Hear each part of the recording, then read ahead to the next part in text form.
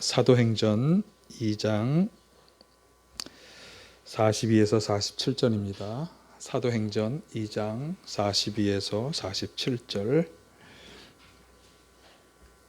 제가 세번역 성서로 봉독하겠습니다.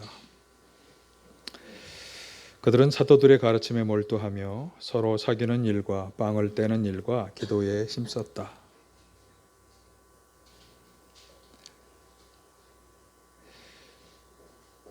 모든 사람에게 두려운 마음이 생겼다. 사도들을 통하여 놀라운 일과 표징이 많이 일어났던 것이다. 믿는 사람은 모두 함께 지내며 모든 것을 공동으로 소유하였다. 그들은 재산과 소유물을 팔아서 모든 사람에게 필요한 대로 나누어 주었다. 그리고 날마다 한 마음으로 성전에 열심히 모이고 집집이 돌아가면서 빵을 떼며 순전한 마음으로 기쁘게 음식을 먹고 하나님을 찬양하였다. 그래서 그들은 모든 사람에게 호감을 샀다. 주님께서는 구원받는 사람을 날마다 더하여 주셨다. 아멘. 다음 주일은 존 웨슬리 회심 기념주일입니다. 존 웨슬리 목사님은 감리교회를 시작하신 분입니다. 영국의 성공회에서 이제 소속 목사님이던 존 웨슬리 목사님이 회심의 사건을 경험한 이후에 본인이 젊은 시절부터 계속 해오던 모임을 확장시켜서, 그러니까 홀리클럽이라고 하던 모임을 확장시켜서 감리교회가 시작되었는데, 그분이 이 감리교회를 시작할 수 있었던 최초의 출발이라고 그럴까요? 이 존 웨슬리 목사님이 경험했던 일은 1738년 5월 24일 런던의 올더스 게이트라고 하는 거리에서 있었던 모라비안 교도들의 한 집회에서, 집회를 인도하는 분이 로마서 서문을 읽을 때 마음이 뜨거워지는 경험을 했습니다. 그래서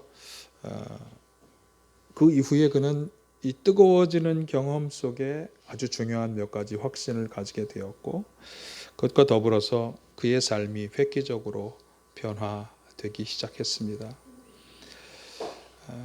그래서 1700년대에 많은 사실 혁명 사건들이 일어났는데, 영국의 혁명이 일어나지 않은 것은 이 존 웨슬리 목사님으로 인한 영적 부흥의 운동이 사회 전반으로 퍼지면서 혁명이 일어나지 않게 되었다. 이런 역사학자들의 평가도 있을 정도로 굉장히 많은 삶의 변화가 영국과 유럽과 그것이 미국으로 전달돼서 미국에 일어나게 되었습니다. 존 웨슬리 목사님이 그 뜨거워지는 경험 속에 아주 중요한 몇 가지 확신을 가지게 되었는데, 사실 우리가 잘 아는 복음의 확신입니다. 그러니까 자신의 구원을 위해서는 오직 예수 그리스도만을 신뢰해야 된다. 그런 확신. 그리고 예수 그리스도께서 죄를 다 사하여 주셨기 때문에 죄와 사망의 율법에서 자신이 건짐을 받았다라고 하는 분명한 확신을 가지게 되었고요. 그리고 이 구원의 확신은 믿음을 통한 은혜에서부터 오는 것이다 라고 하는 것을 확신하게 되었습니다. 어떻게 보면 처음에 종교개혁자들이 1500년대에 그 정통 카톨릭 교회로부터 분리될 때에 가졌던 마음가짐하고도 뭐 크게 다르지 않아 보입니다만, 어쨌든 이 복음의 확신이 그 존 웨슬리 목사님의 형식적인 목회자로서의 삶을, 이성과 합리성에 근거한 18세기가 그런 세기였죠. 그런 시대와 구별되는 그런 귀한 변화를 가져오게 되었습니다. 저는 바로 이 웨슬리 목사님의 뜨거워지는 경험, 이 경험은 분명히 강력한 성령 임재 체험이라고 확신하고요. 이것이 바로 오늘 우리 나눔교회에 다시 한번 불어와야 하는 경험이 아닌가, 이런 생각을 해보게 되었습니다. 지난 3주간 직분자들에 관한 설교를 드리면서 초대교회에 직분자들이 성령의 은사를 받으면서 그 은사 속에서 자신들에게 주어진 달란트를 활용하여서 교회의 지체의 역할을 우리가 잘 감당하고, 그렇게 함으로 교회가 교회의 사명을 충분히 감당할 수 있는 그런 교회로 성장하고 준비해야 한다, 그런 말씀을 드렸는데, 이 초대교회에 일어났던 이 성령의 역사, 이것이 바로 오늘 우리 나눔교회와 여러분 각자에게 일어나야 하는, 다시금 우리를 일으켜 세우는 그런 성령의 역사가 되어야 한다, 이런 확신을 가지게 되어서 이번 주에 초대교회의 성도들이 어떤 성령의 충만한 역사 속에 어떤 경험과 결과를 가져왔는가, 그것을 함께 생각해 보고자 합니다. 오늘 본문 42절이 이제 오늘 전체에 관한 핵심 주제 한 가지를 말씀해 주고 있습니다. 한번 보실까요?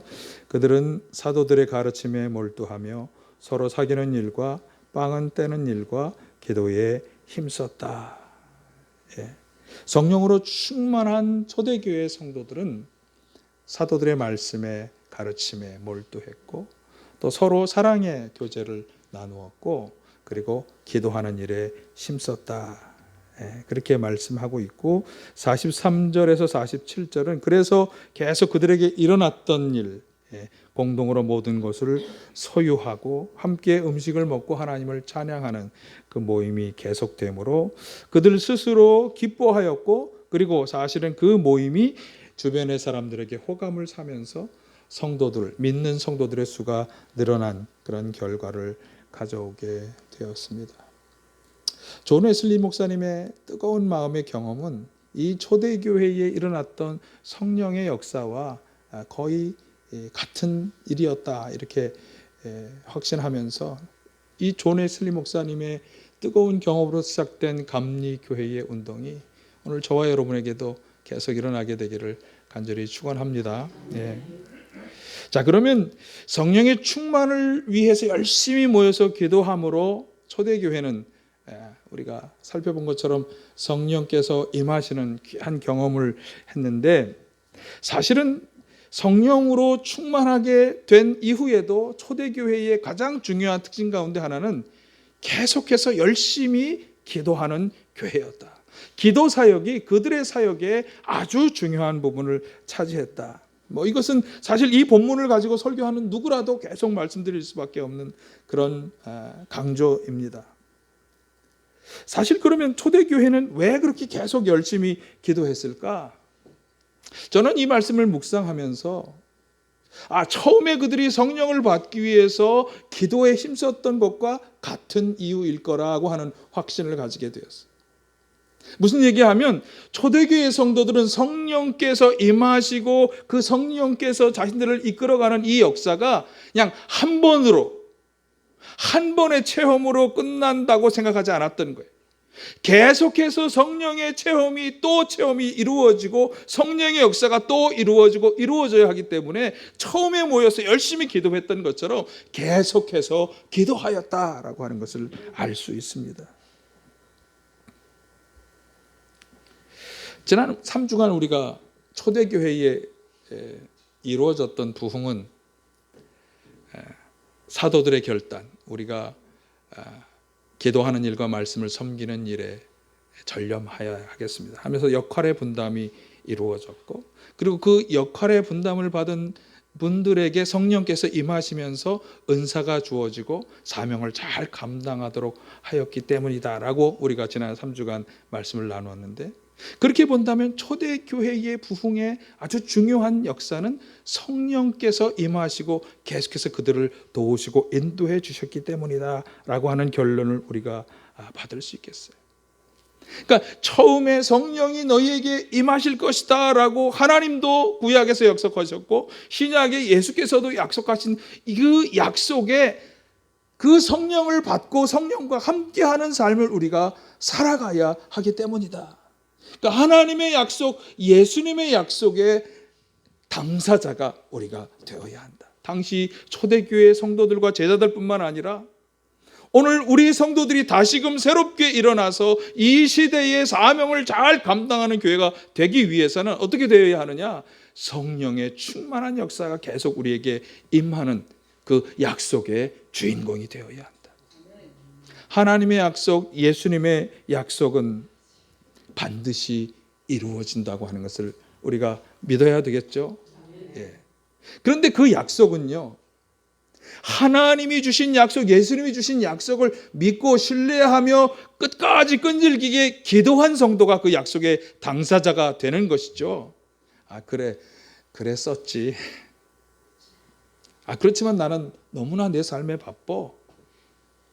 주일날 교회 와서 사는 것 따로, 나머지 6일 동안 세상의 삶 따로, 이렇게 되는 사람이 약속의 당사자가 되기란 요원할 것입니다. 우리는 그래서 초대교회 성도들이 계속해서 기도했던 것처럼 계속해서 기도해야 합니다. 교회에 와서 기도할 뿐만 아니라 여러분의 삶의 현장 계속해서 성령님 도와주세요, 성령님 인도해 주세요, 성령님 이끌어 주세요. 여러분 계속 기도하는 성도가 되시길 바라고요, 약속의 당사자가 되시기를 바랍니다. 그래서 열심히 기도하며 성령을 받게 된 교회 성도들, 초대교회 성도들이 그 다음으로 또한 열심을 가지고 했던 것은 가르침, 말씀에 몰두하는 것이었습니다. 우리가 지난 시간 에베소서 4장의 말씀을 가지고 그리스도의 충만하심의 경지에까지 다다르자. 그런데 그 그리스도의 충만이 뭐냐? 예수님은 이 세상에 보내어질 때부터 어떤 분이다? 요한복음에 의하면 하나님의 영광과 은혜가 진리가 충만한 분이었다. 그런데 그 하나님의 은혜와 진리와 그 영광이 충만하였기 때문에 그분이 어떤 삶을 살아셨느냐? 하나님이 인류를 구원하기 위해 세우신 그 원대한 계획에 참여하기 위해서 자신을 내어주기까지 하는 그 사랑을, 십자가를 지는 사랑을 행하시기까지, 그것이 그리스도의 충만함의 경지라고 그랬어요. 그 경지까지 우리도 성장하고 도달해야 한다. 자, 그런데 지난주의 말씀은, 그런데 그렇게 되기 위해서는 어떻게 해야 한다? 믿는 일과 아는 일에 전심전력해야 한다. 그런 점에서 본다면 오늘 본문의 이 초대교회 성도들이 가르침에 몰두하였다고 하는 것은 이 아는 일을 위해서 전심전력한 결과였다라고 하는 것을 우리가 알 수 있겠죠. 예. 여러분, 가르침에 몰두하시기를 바랍니다. 말씀에 몰두하시기를 바랍니다. 지난주에 우리가 성장하기 위해서 어떻게 해야 하는 두 가지, 매일매일의 말씀을 보는 생활, 매일매일의 말씀을 통해 하나님의 뜻이 분별되어지고 그것을 순종하며 살아가는 삶, 또 하나 매일매일의 기도하는 삶. 여러분, 예수님께서 성령에 대해 약속하시면서 그 오셔서 성령이 어떤 일을 하실 거냐라고 말씀하셨을 때 14장 26절에 보면 성령께서 너희에게 모든 것을 가르쳐 주실 것이고 예수님이 말씀한 모든 것을 생각나게 하실 것이다.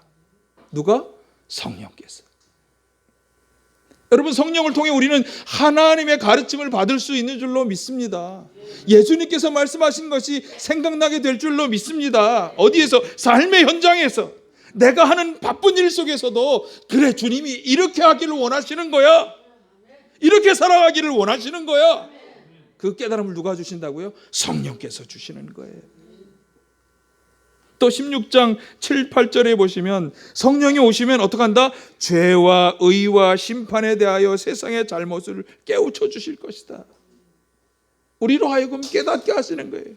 주님이 원하시는 기뻐하고 선하시고 온전하신 하나님의 뜻을 깨닫게 하시는 것이고 그것에 또달하지 못하는 우리의 잘못을 깨닫게 하시는 거예요. 13절, 진리의 영이 오시면 그가 너희를 모든 진리 가운데로 인도하실 것이다. 여러분, 이 진리 가운데로 인도하신다는 말씀이 지식적인 말씀이 아니에요. 요한복음은 좀 지식적인 말씀으로 말하는 것처럼 보이지만 그 이면을 보면 진리는 어떻게 되는? 진리는 지식인가요? 진리는 삶이잖아요. 삶. 하나님의 말씀대로 살아가도록, 하나님이 원하시는 뜻대로 살아가도록 우리를 인도해 가신다는 말씀이죠.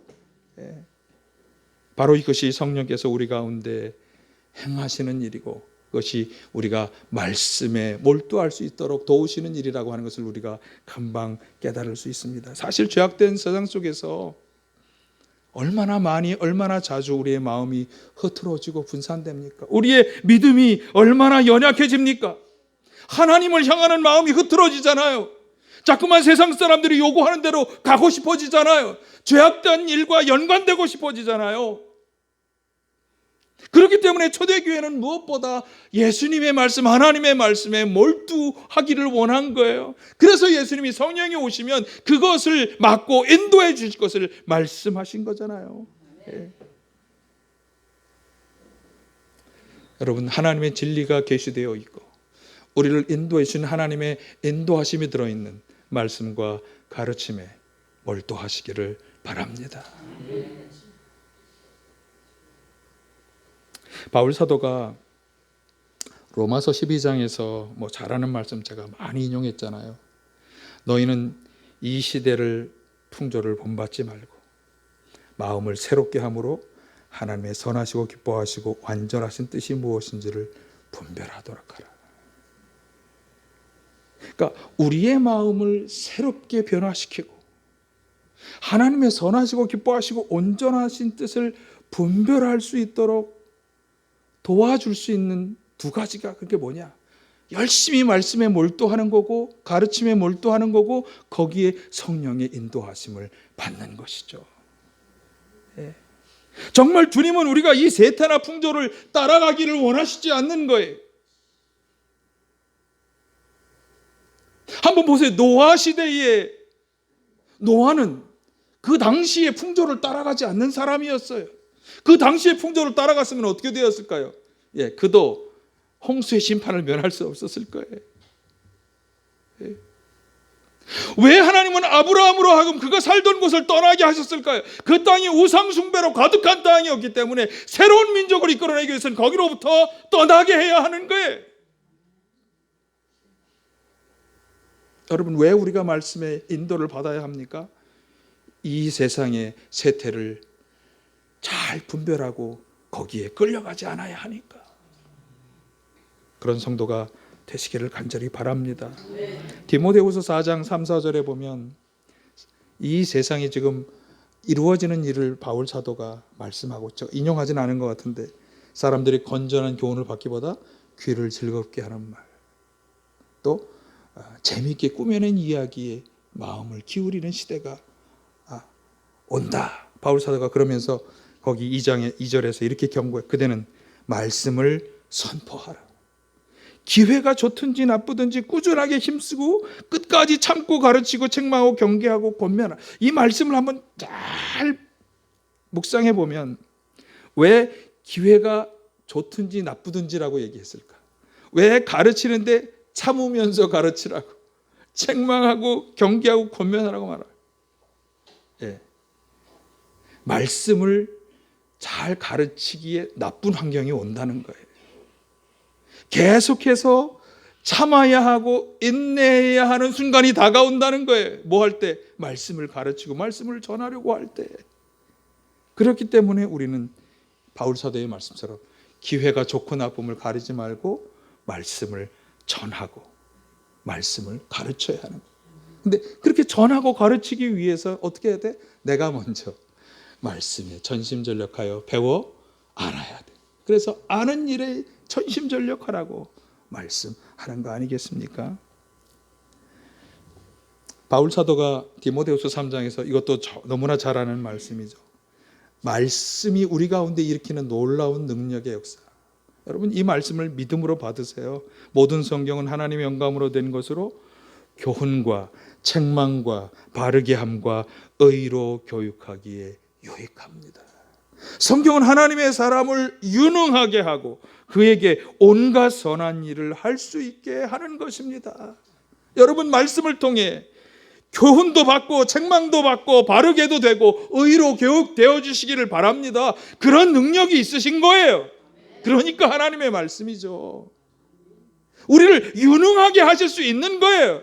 그러니까 그 능력의 말씀이라고 우리가 붙잡아야 하는 거죠. 선한 일을 할 수 있게 하는 거예요. 온갖. 여러분, 온갖은 모든과 같은 말이잖아요. 말씀을 통해 이 귀한 역사가 저와 여러분에게 이루어지기를 간절히 축원합니다. 또 하나, 초대교회는 아주 중요한 특징 가운데 하나가 주변의 사람들에게 호감과 칭찬을 주는 교회였다.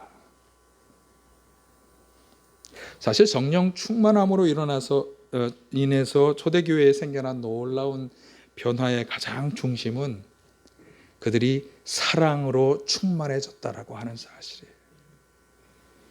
초대교회 성도들의 사랑은요, 세대를 초월하고 소유를 가진 것을 초월하고 출신을, 배경을 가리지 않는 그런 사랑이었어요. 생각해 보세요. 어떻게 그 시대에 우리가 생각하는 1세기, 2세기에 어떻게 이렇게 할 수 있었을까? 놀랍지 않습니까? 사실 성령께서 우리에게 주시는 능력의 역사를 우리는 너무 은사 중심적으로 생각합니다. 제가 지난 3주간 성령의 은사를 받아서 주신 사명 잘 감당하자, 은사 중심적으로 얘기했지만, 성령께서 실제적으로 우리 가운데 행하시는 가장 중요한 역사 가운데 하나는 아까 말씀드린 것처럼 주님의 말씀이 생각나고 하나님의 가르침이 우리 가운데 울려 퍼져서 뭘 하시는 거예요? 우리의 마음을 변화시키는 역사, 우리의 속사람이 변화되는 역사. 그럼 속사람이 변화돼서 어떻게 하라는 거예요? 주님이 우리에게 보이시는 본, 그 본을 받아 살아가는 삶. 예수님께서 우리에게 보여주신 삶이 뭐죠? 자기를 내어주기까지 하는 사랑의 삶. 아까 말씀드린 것처럼 그분의 충만하심의 경지는 바로 그 경지인데, 그렇게 경지에 도달하도록 우리를 안으로부터 변화시키는 역사, 이 역사가 진짜 성령의 역사인 것이죠. 그래서 사실 방언을 좀 못하더라도, 여러 가지 은사가 나에게 없다고 스스로 생각하더라도 정말 중요한 역사는 뭐냐? 나를 변화시키는 역사, 나를 새롭게 하시는 역사, 그 역사를 사모하며 기도하시길 바랍니다.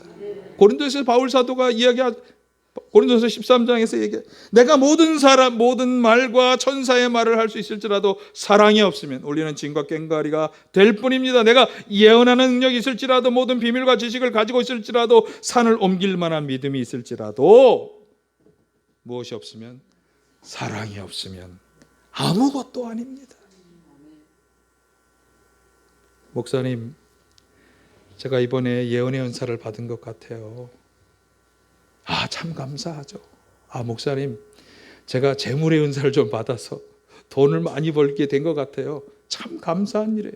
목사님, 저에게 하나님이 높이 올라갈 수 있는 명예의 그런 은사를 주셨어요. 감사하죠. 감사하죠. 여러 가지 은사로 여러분이 세상 가운데 잘 되는 거 감사하죠. 그러나 그 가운데 가장 중요한 거, 사랑이 없으면 아무것도 아니다. 아무것도 아니다. 성령께서 우리 안에 우리의 속사람을 변화시켜주는 역사가 일어나지 않으면 아무것도 아니다. 그래서 바울 사도는 성령의 9가지 열매를 골라디아서 5장에서 열거하는 거예요. 뭐죠? 사랑, 기쁨, 화평, 인내, 친절, 선함, 신실, 온유, 절제. 제가 이렇게 나누어서 써놓은 거는요, 제가 사기화인, 친선, 신원절 이렇게 외우니까 계속 외워져서 여러분도 같이 외우시면 좋겠다. 여러분, 이 열매들을 가만히 보세요. 이 열매들은 속사람이 변화되어야 나올 수 있는 열매잖아요. 이게 진짜 성령의 역사라고 하는 거예요. 그래서 초대교회가 그렇게 주변 사람들에게 칭찬과 호감을 받을 수 있는 원동력이 뭐냐? 이것이 나타나고 드러나는 교회였기 때문에, 성령께서 그들의 안을, 속사람을 변화시켜서 사랑하게 하고, 기쁨이 넘치게 하고, 화평을 이루게 하고, 인내하게 하고, 친절하게 하고, 선한 일을 온갖 할 수 있게 하고, 신실하게 하고, 온유와 절제가 있게 하였기 때문에 그것이 향기를 바라고 사람들에게 호감과 칭찬을 가져오게 한 것입니다.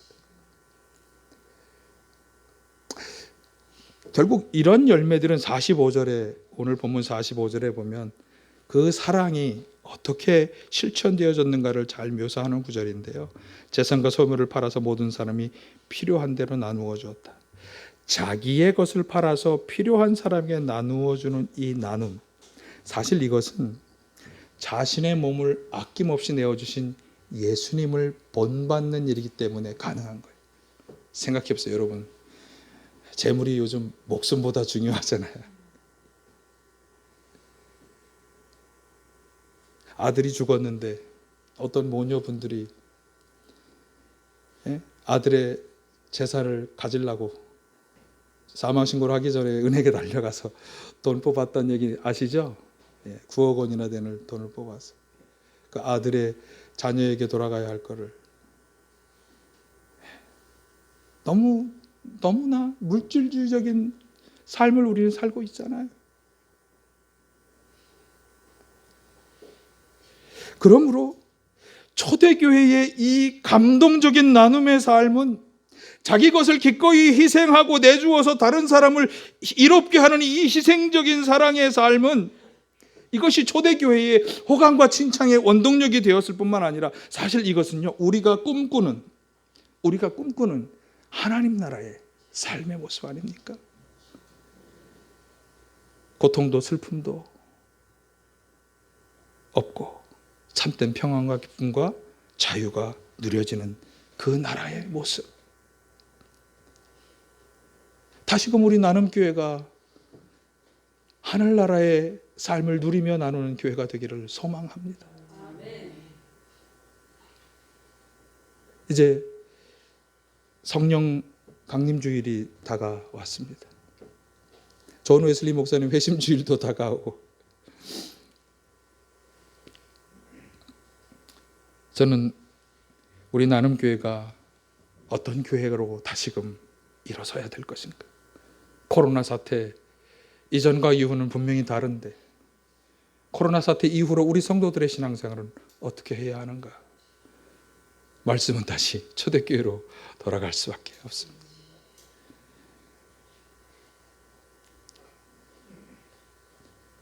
오늘 이 세대는 진정한 사랑이 필요하고, 진정한 나눔이 필요하고, 진정한 평화가 필요하고, 진정한 사랑의 교제가 필요한 시대입니다. 우리 나눔교회가 이런 교회가 되어야 할 줄로 믿습니다. 어떻게? 열심히 기도에 힘쓰는 교회가 되어야 할 줄로 믿습니다. 열심히 기도에 힘써서 어떻게? 성령의 세례를 받아야 되겠죠. 하나님의 뜻을 분별하기 위해 열심히 말씀과 가르침에 몰두해야 할 것입니다. 성령으로 충만한 성령의 열매를 맺어가는 속사람의 변화가 나타나야 할 것입니다. 이런 삶이 결국은 어떤 삶이냐? 향기를 바라는 삶이 되는 거예요. 어떤 향기? 생명을 살려내는 향기. 생명을 살려내는 향기. 고린도후서 2장에서 바울 사도가 생명을 살려내는 향기를 이렇게 얘기했어요. 도와주세요.